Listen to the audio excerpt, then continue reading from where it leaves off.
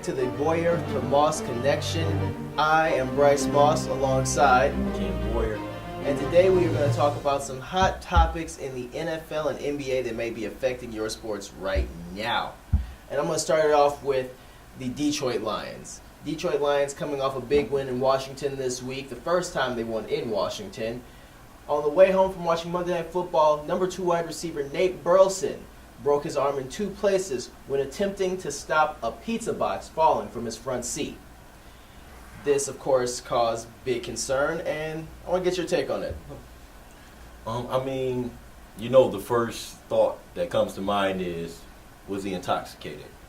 But, the reports are that the police looked at him, I guess, did one of these numbers because they gave no breathalyzer. Right. And said, okay, he was cleared of DUI charges or anything like that. Right. So it seems that he was just, impaired visibly for a second, that the pizza box slipped, but I'm sensing a little hesitation. I'm sorry, it's not adding up to me. You go hang out with friends to watch Monday Night Football, and we don't play in the NFL. So this is the guy who plays in the NFL, and he goes to hang out with buds. Everybody grabs a couple brews, drinks. Well, to be fair, wouldn't that be something more so for us who don't play as opposed to someone who knows they have practice the next day to not, more likely to not pick up a drink when they're watching football? History has shown, especially recent history, that players aren't exactly abiding by those guidelines. So. That's true. We have the 49ers with Aldon Smith, who has to check himself into rehab and is on indefinite leave from the team. And then you have the ultimate extreme in Aaron Hernandez of the Patriots. I think there's a little bit more than alcohol involved in that one. That's just crazy. Yeah, exactly. Allegedly. Yeah. But it's just a big downer on the city of Detroit where, they're riding a high from the win against Washington, a place that they hadn't won at in over 20 years. So it's something that, Nate Burleson is that solid number 2 receiver to Calvin Johnson, and we just lost Titus Young. Ryan Broyles is really slow in his maturation process right now as a number 2, so it just seems to be Lions' luck again. Well, bringing up Ryan Broyles, of course, when interviewed about this, says he is excited about the opportunity to step back into this role, the same role he was gifted once Titus Young was kicked off the team last year. The biggest thing with Ryan Broyles, he's a second-round talent. He's the all-time receptions leader in the NCAA. His problem is he hurt himself he hurt his knee in college. He hurt his knee again last year. Can he stay healthy? Can he stay on the field? And once again, another question mark. That's the Lions had gotten to a place where it was Calvin Johnson number 1 and Nate Burleson number 2, and he hit. Same thing goes for Reggie Bush. It's questionable with the injuries. And this is a guy, like you said, Ryan Broyles with the injuries. Titus Young going crazy. Now Nate Burleson self-inflicted injuries, So, it's just Lions luck, man. It's just... All right. Man. Now, speaking of Lions luck, the rumor is that the Lions are going to be looking at the trade market for another receiver. Of course, the Lions have Mikel Leshore, the second-round running back from 2 years ago, who has not who's been active last week but has yet to actually have a carry.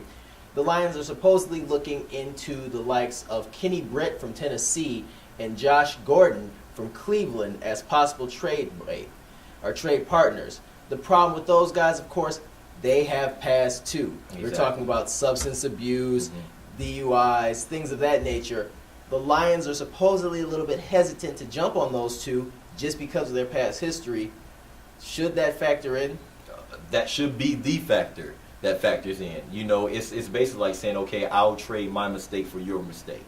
Who wants Mikel Leshore? Who wants Kenny Britt? And Mikel Leshore isn't a great bargaining.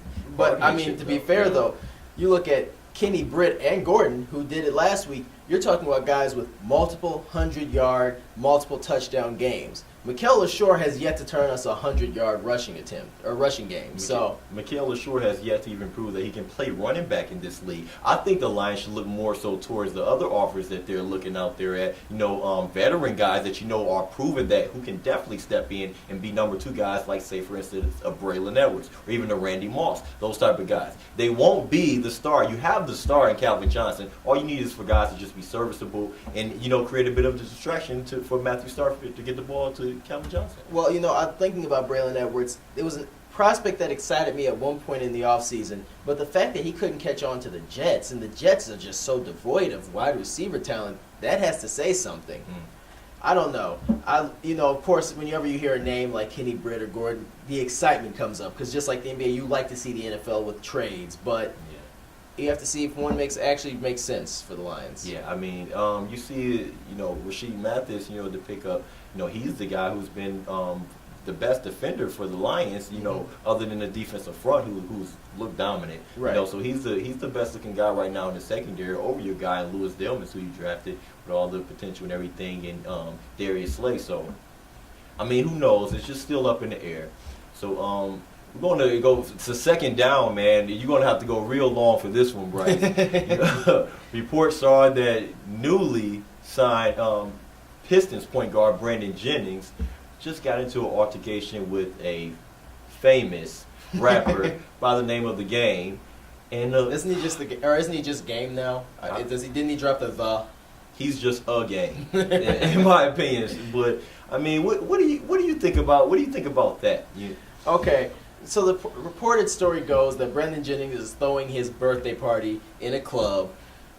The rapper The Game is a frequenter of said club, and was upset that Jennings did not give him a shout out or at least mention him while Jennings was giving all his shout outs and down on the mic. Grow up. To this, all I have to say is really The Game? Really, Game? Really? You're falling so far from G Unit to now that you are just trying to pick fights with NBA players because they don't respect you in a club that you call yours. You don't own it. It's not your club. It's just a place you go a lot.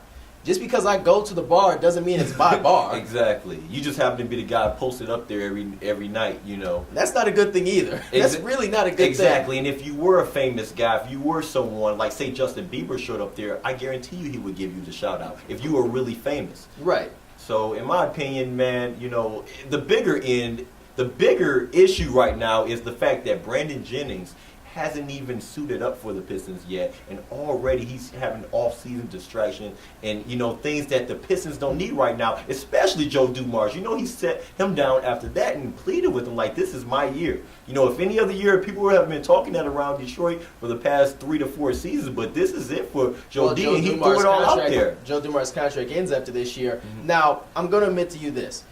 Is it good to see this? No. Do you ever want to see your players get in an altercation? You don't want to see your players on TMZ. That's the thing. You want to watch your players on SportsCenter, not TMZ. Exactly. That being said, out of all the things that could have gone wrong and things that we've seen gone wrong so far this year for other teams and other players, getting hit in the mouth to me is not that bad. Well, I mean, a fight is a bad thing. You can talk about assault charges, but this isn't a DUI. This isn't something where we're going to have long-term consequences outside of any potential fines. In that sense, we're okay. I think it's not as bad I as agree with you to some degree, but the fact is, the reports are that the Game actually tried to come to him and clear the air and say, listen, man, we don't need to be doing this. Let's squash it right here, and we move on and go our respective ways, and everything will be cool. And Brandon Jennings said something that really offended the Game to insult him. So he really was egging it on because he didn't throw the first punch. Doesn't mean that he wasn't entirely responsible. So that just shows he's not cognizant of the fact or taking responsibility in his part. He's the projected starter at point guard for the Detroit Pistons.